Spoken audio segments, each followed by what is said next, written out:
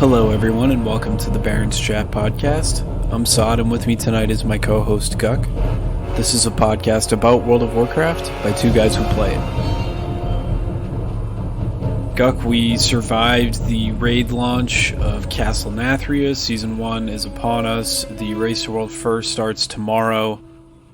Everything going on in WoW is cool. I think a lot of the end game changes in regards to loot are kind of at the forefront of WoW social media now, but I would say that the raid in itself and the launch of Season 1 has been a huge success. How was your week? This first week was amazing. I think a lot of people who got in and found the raid to be challenging were pleasantly surprised by it. I would say we were probably in the group that were hopefully pleasantly surprised by it. I didn't want to just go in and rock through all of the material that we had. It's a good thing, I think, that Heroic is actually hard. Normal mode, when we attempted it, felt like an actually normal raid mode. As far as the word, normal goes, it implies that it should be like the base setting of the raid, not just the least amount of mechanics, but kind of the normal expected outcome.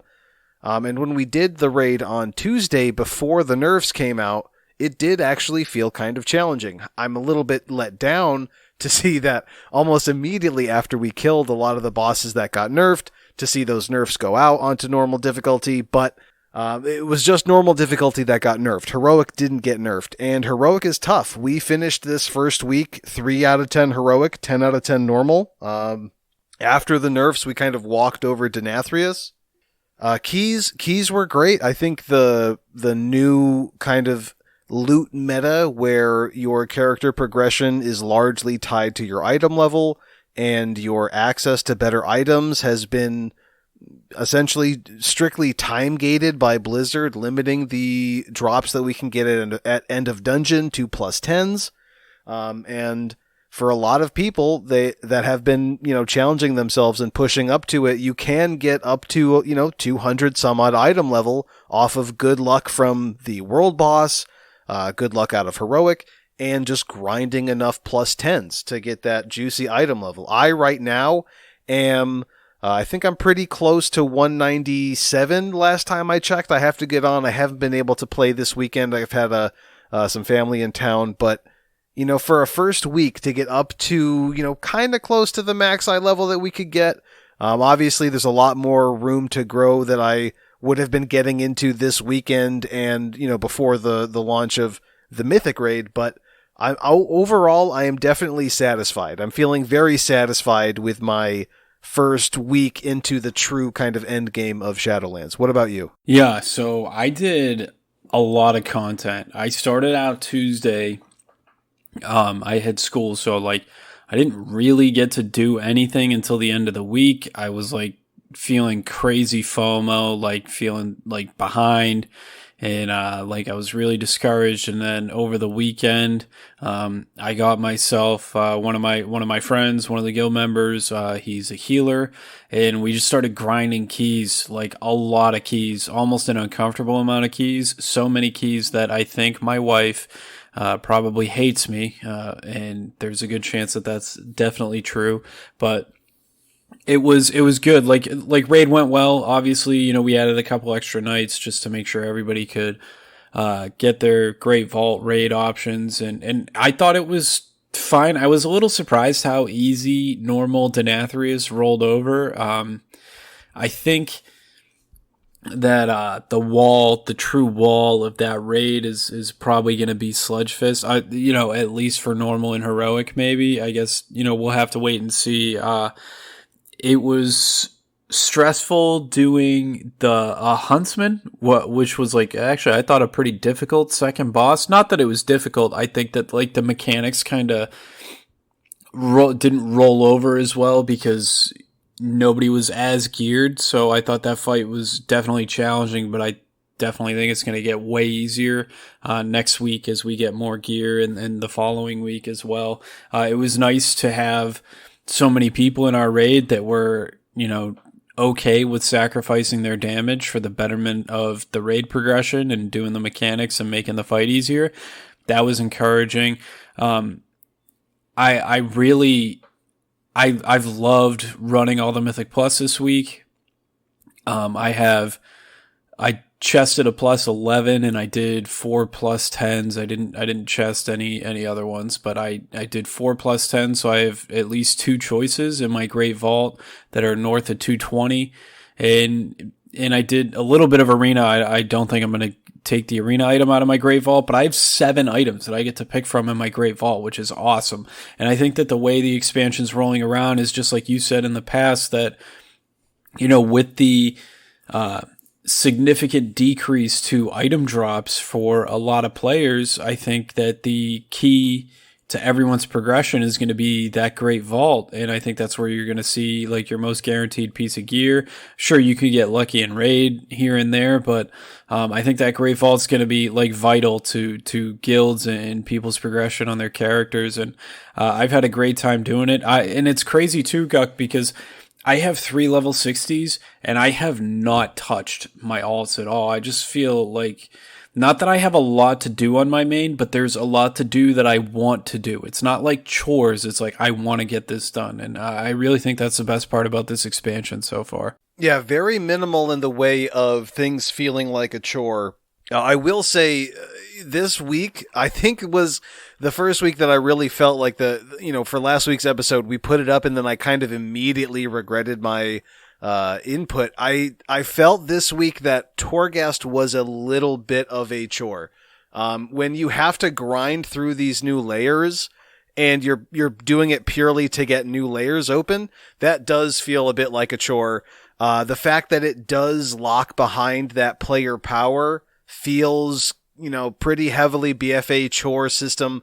And I totally see where people are coming from when it comes to that. I think, again, like to put a caveat on that, this week felt a little bit like chores doing Torghast, but I do think once we have layer 8 and we're just doing 2 Torghast runs a week, it will feel a lot better. I think by that time we'll have more powers. Those powers will be better. I think an added part to that is as you buy permanent upgrades from Venari, your chance at getting those better upgrades increases, those better anima powers.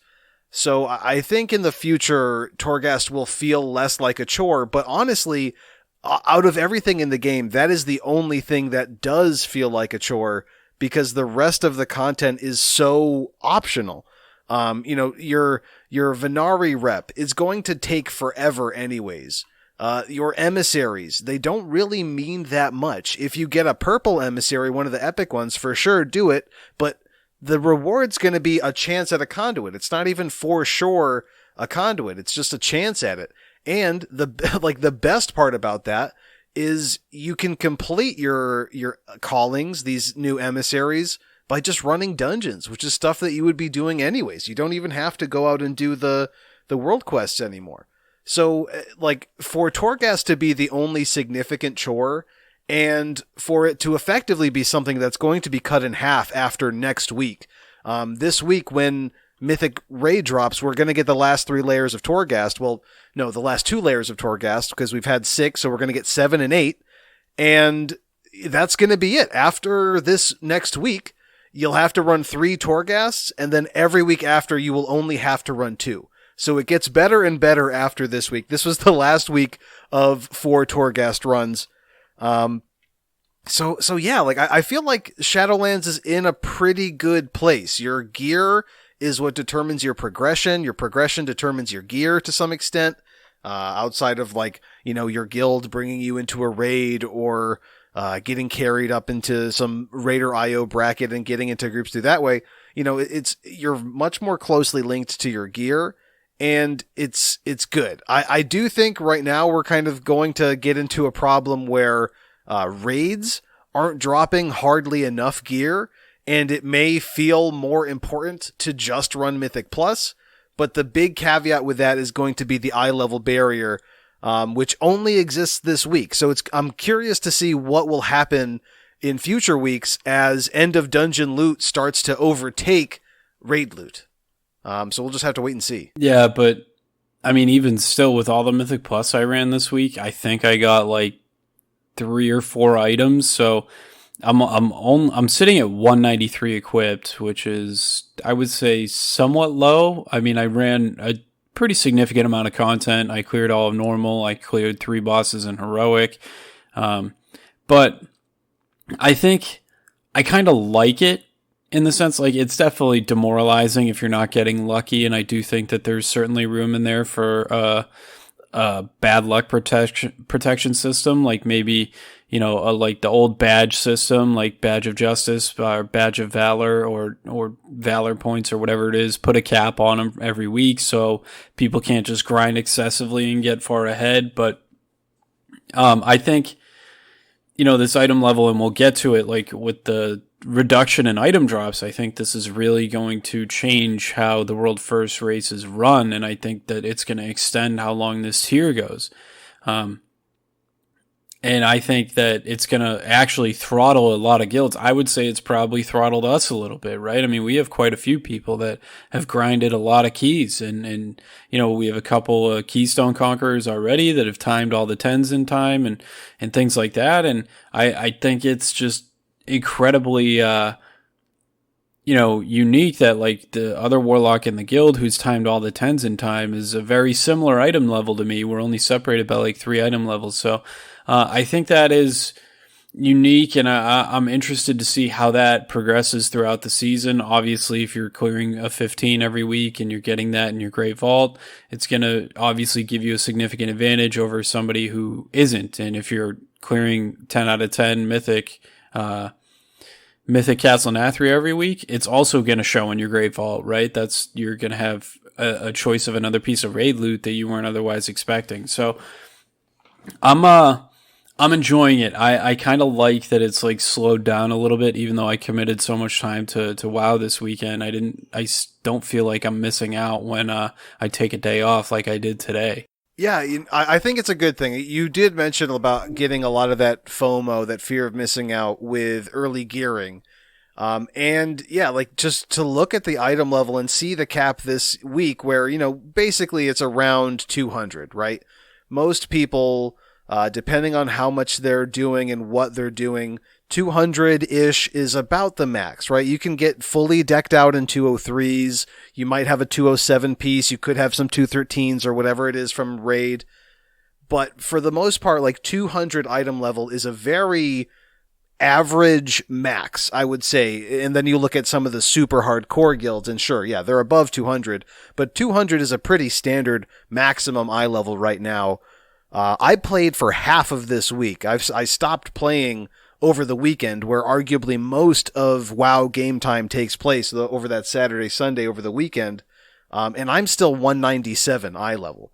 I didn't get phenomenal luck. I actually just recently replaced my last heroic dungeon item. I had a 171 item on, and I just replaced it. So, 197...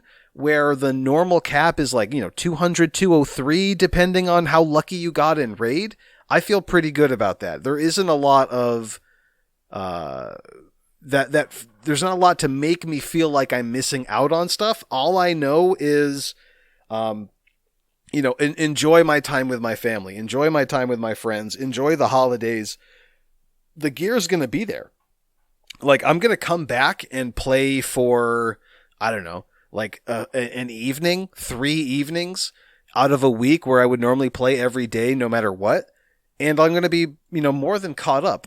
I will get to a point where in Shadowlands, and I love this, I will have done everything that I can possibly do that's worth doing besides just grinding out keys. And when you do grind out a key, you're basically going for a 40% chance at loot. Only 2 items will drop, and you might be one of the 2 people to get it, but you might not. There's a greater percentage chance, greater than a coin flip, that you walk out of every single dungeon that you do, timed or not, without getting loot. And it sounds weird on paper. It sounds like something I wouldn't like, but I actually like that. Yeah, I do too. I think over the course of the last 2 expansions, right, we've been showered in gear, right? I think that is like probably an appropriate word, right? More so in Legion than we were in BFA, but even in BFA, 3-4 items per dungeon drop, like you were getting gear typically almost every time. And it was, I think, I don't know what the right word to it. It's like not off-putting, but like it's like gear stops meaning, like it stops having meaning when you just get that much. So I think where we're at right now, where there's one, maybe two, depending on whether you time it or not, pieces of loot that drop in a dungeon, I think that's appropriate.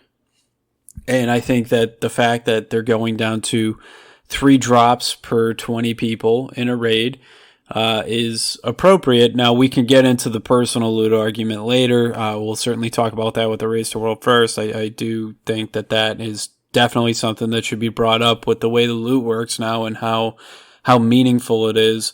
But I certainly like the change, and I certainly like where we're headed now, and I think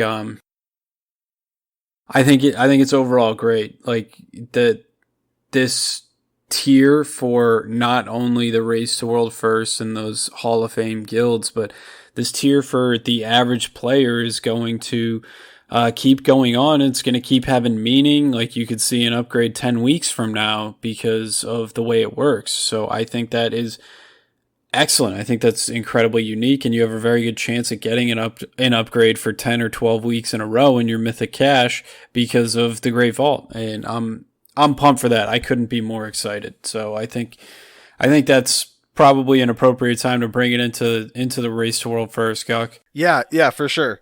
I think we've touched on it a little bit, but a part of what we like, I think, to summarize all of this, without the Great Vault, we wouldn't be able to actually enjoy the eye level being a way to itemize, because we needed the agency on that weekly Great Vault to actually have our progression mean something.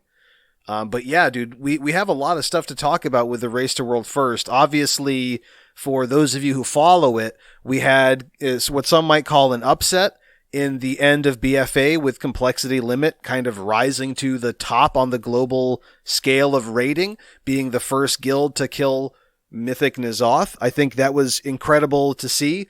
But now going into Shadowlands, we have the Reborn Method team as Echo. This is most of the Mythic raid team that lasted after the Method implosion.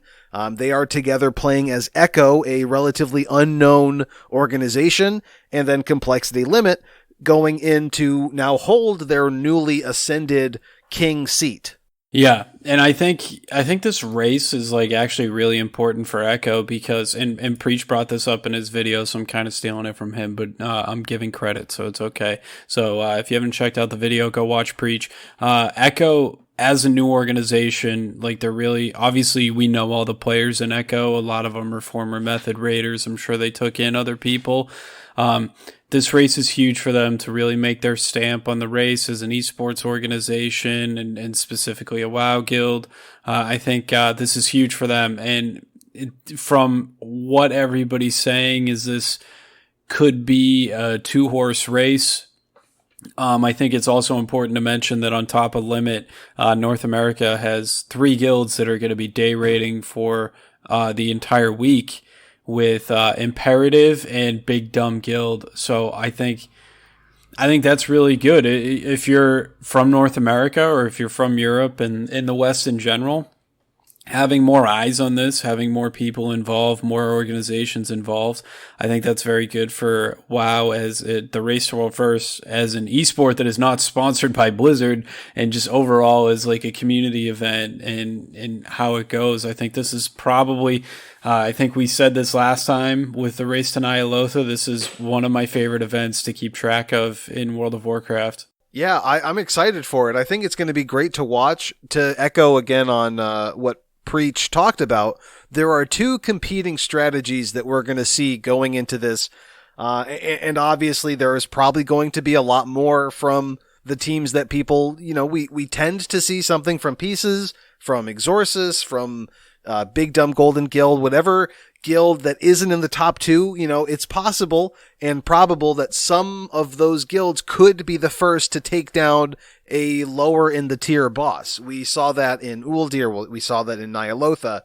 So it's possible that one of the guilds that aren't either Echo or Limit end up taking one of the world firsts, but for world first Denathrius, it does seem to be kind of this 2-horse race between Limit and Echo.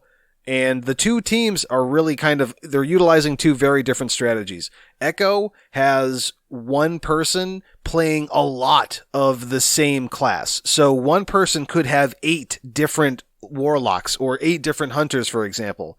Whereas on Limit, we have one raider playing 8 characters, but each of those 8 characters is probably a different class. Largely, the strategies here revolve around class stacking, and both strategies work towards the effect of class stacking, where you want to bring not just, a bunch of warlocks, but the best warlocks you can bring, or a bunch of hunters, or whatever it ends up being. But I'm curious to see what you think about this. What strategy do you think will end up being better? Because I personally think it's going to be Limit, but I want to see your interpretation of this. Yeah, so I think it's going to be Limit too. I think stacking of the same class would have been more relevant if Covenants played a bigger role, and I do think Covenants play a somewhat of a significant role, but not enough to have like multiple of the same class for the same player. I know that some people in Echo have like 4 or 5 like of the same class, and I guess that's good, right? Because obviously they're very proficient in their class, but they also play this game as a job, so they're also very proficient multi-classers. Like I'm sure that Fired Up could probably play a warlock better than me, and I main a warlock. Granted, I'm not that good anyway, but like, you know what I mean? Like, it's his job, and I'm sure if he went on a warlock, he would certainly be a better warlock than I would be, like, probably by far. So I do think that like multi-classing can definitely bring down the gameplay a little bit, but I don't think it'll affect them that much. I think they still play at a high enough level to achieve their goal. And I think the reason it's going to work out for Limit better is because if you get like a class that's really broken on a fight, like say it's like Elemental Shaman or whatever, and Limit has several people that can play Elemental Shaman, and they can stack 6 or 7 of them on a boss, because I don't think item level is going to be as important, because a lot of people are, lower item level, hovering around the same item level, say like 197 to 200. I think obviously they're going to do heroic splits in the week too. They'll probably do mythic a little bit. I don't know if they're going to try to RNG, like do their splits first, see which characters get the gear, and then go in with them. I mean, we'll see how they start off the week, right? But I don't think that item level is going to be as important because of just where the gear is right now, and they can't trade because of personal loot. So I think that's going to affect it. I think, and I think Preach said this as well, that the class is going to be significantly important because of this, because everybody's going to be even still at the same item level. I think with item level too, we're going to see a lot of people essentially with a lot of raid BOEs with their maxed out Mythic Plus Great Vault item and as high an item level crafted legendary as they can make. And with those, you can really equalize the item level without that much work. You have to have one key can make the difference. If you run 1 plus 10 or higher key, these guys are definitely running the 14s, which are the max that we have right now. That one item could be the one thing that you need. And the rest of the work you did on that character that week isn't as necessary because you can replace slots with raid BOEs if you have the wallet for it, and crafted legendaries. So what I think is going to happen is the value of what is being exploited will be made clear. Method wants, well, we can say Method, but it's Echo. Echo wants to exploit individual players getting high enough item level to go through on that high item level character. And that's fine. That's a good strategy. It's valid. It's probably the best way to go in with the most geared, best equipped character for that fight. But I think what Limit will be able to exploit. They will be able to exploit Blizzard's inability to properly balance.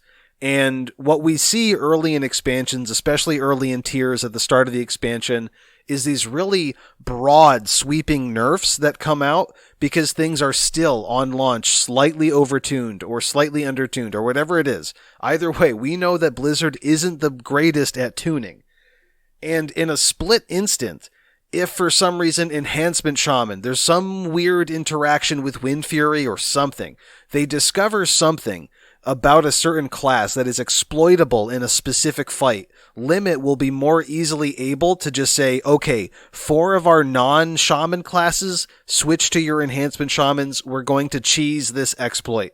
And while it is dirty, while it is not necessarily as intended, because Blizzard will probably hotfix it either immediately upon learning it or after the race and after they've looked at that footage, it's still a very valid strategy in getting it down first because everyone has access to it. They are not unfairly being given treatment by Blizzard. If anything, because of their North American location and the likelihood that their activity will coincide with when Blizzard is active, they may be more likely to experience these spot hotfixes that change their strats. And that would be a huge negative for Limit. But I think the fact that they'll be able to exploit those tuning differences before Blizzard fixes them will be a huge part in what I hope to be another Limit victory. Yeah, I can certainly see that for sure. Obviously, you know, the race is becoming more and more competitive every year in every tier. I think it's important to note that, like, if you're in a full guild group, and I've hit this before, you know, this loot is very important, especially early on in a tier. It kind of loses its value as it goes, which is why you see the price of BOEs drop significantly as the tier goes on. Early on in a tier, and just in general, if you were in a full guild group, why is master loot not even an option? Like, why is it personal loot? You can't trade loot. I know why you can't trade loot in personal loot, because then guilds would just be class stacking like crazy and just swapping. Like, I kind of understand that to a point. In a full guild run in a raid environment where everybody has the same goal and everybody's like pushing to kill the next boss, I think that, you know, guilds and communities should be able to be responsible for their own loot distribution and establishing their own loot rules. And I think that this is going to come to light more in this guild, like, I mean, in this tier because of this. And I think also that, like, you know, people are going to start, like, it's upsetting, like, when you're trialing people and, you know, they're not working out as a trial, they're not being effective, they're not, you know, being able to adjust to mechanics or complete your raid strat or communicate the way you need them to, or maybe they just don't fit personally. You know, it would be very unfortunate if you took them into a clear and they got loot off of 4 or 5 bosses that could have been distributed to other people, but they got loot because of RNG. You know, that's great for that person and everything. And obviously, you know, no hard feelings, like, if they don't pass their trial. But, I mean, what the hell? Like, you know what I mean? Like, why can't a community police itself? Yeah. It's hard to talk about WoW without getting sidetracked and talking about Master Loot, because everyone, I think, really wants Master Loot back, but it's not coming back. Nothing will bring it back. Blizzard's not going to just give it back to us. They've been very clear in taking it away. But back on the Race to World First, I'm pretty confident that we're going to see a lot of fast progression through some early bosses. I know we've seen a lot of preparation from Complexity Limit and from Echo as far as just killing raid bosses. While I think like 30 guilds in the world had killed heroic Denathrius, Echo and Limit had just gone back in and kept killing him over and over and over again. They skipped over Sludge Fist because it's not really worth it, especially when you consider the item level drops from the final 2 bosses, Stone Legion and Denathrius, plus the essentially purely gear check role that Sludge Fist serves in Castle Nathria. They just kept a Stone Legion lockout and just kept running it.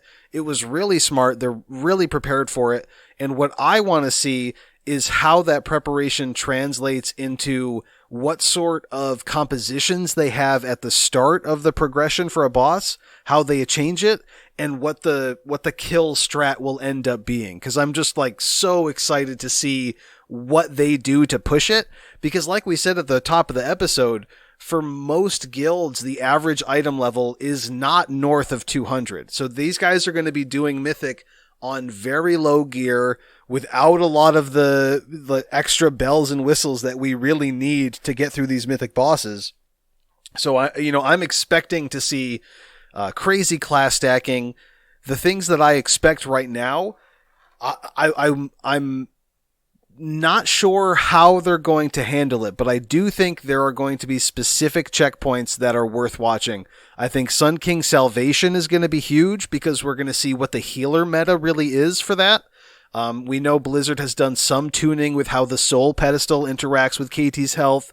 That on Mythic may change, but again, that's a huge healer-intensive fight, and the results of that may shape the healer meta for the majority of Castle Nathria and potentially beyond.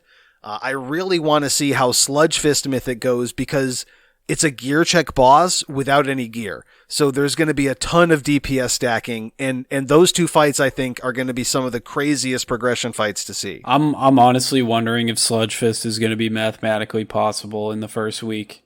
Think like with the limited amount of gear out there, and obviously, so Sludge Fist is the 8th boss, right? So they're killing 7 bosses prior to him. That's 21 pieces of loot. Now assume that all 21 pieces go to people in the raid, and assume they're not duplicate pieces. Well, I guess it wouldn't matter because they'd be able to trade if they were. That is not a lot of gear to kill the massive DPS check of the raid. And I'm wondering how that affects the guilds, what sort of percentages we're seeing. Because if you remember, like Fallen Avatar in Legion in Tomb of Sargeras, like that was said to be impossible in week 1. Method ended up staying up incredibly late and getting the kill. And they were the first guild to kill it in that reset. But, I mean, that could be mathematically impossible, and I'm wondering how the guilds would react to that if maybe it seems mathematically impossible in week 1.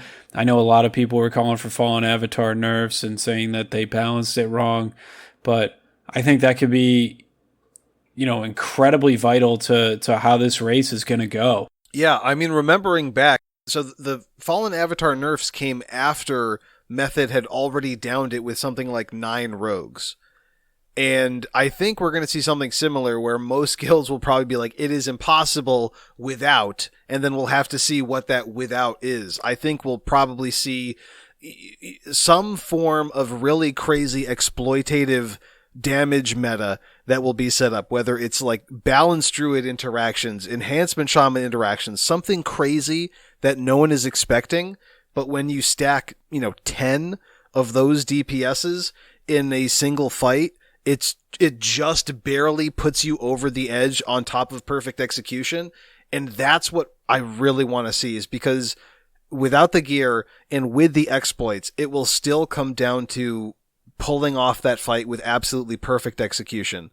And that's going to be excited. So for me, those are the two fights that I'm really kind of looking forward to. SKS and Sludge Fist. I would say probably if SKS ends up being boring, Hungering Devourer or Destroyer, whatever that one is, HD is going to be another fun kind of healer check boss to set up, I think, again, a healing meta. But yeah, man, I'm just excited to see this stuff happen. And a good thing that the early bosses are also a little bit exciting. SKS, our Artificer, is a fight that when people see it on Mythic, it's going to be drastically different from what we've seen and done on Heroic. I think that's going to be fun. I think Huntsman as a second boss that is kind of difficult, that might be interesting. I'm curious to see if the top guilds just walk right over it or not. If they do, this will also establish the meta for the regular guilds going in and deciding what are the free Mythic bosses. Like, is Shriekwing the only free one? Can we do Shriekwing in Huntsman? How does it work in Mythic for the free bosses? All of that stuff we're going to see pretty quickly, and I'm excited. Yeah, I think the end of the tier is really going to be partially determined by who gets through Sludge Fist first, because the amount of time you have to prog on Denathrius is basically determined by that. You have to get through that wall. There's no other way to do it. I think, too, like, even after Sludge Fist, which looks like it might be a huge wall, there's still Stone Legion Generals, too, so that could be tough as well. I think Darkfane is going to be a tough boss in there for a lot of guilds. I thought that fight was, like, it kind of seems easy, but it's actually, I think, pretty challenging. There's a lot of big healer checks in there, too, so I don't know if we'll see, like, what we've seen in the past, where we just see two disc priests pumping damage and also keeping the raid topped off. So I'm going to be paying attention to the healer comps, and I want to see what sort of, like, what their tank comps are going to be.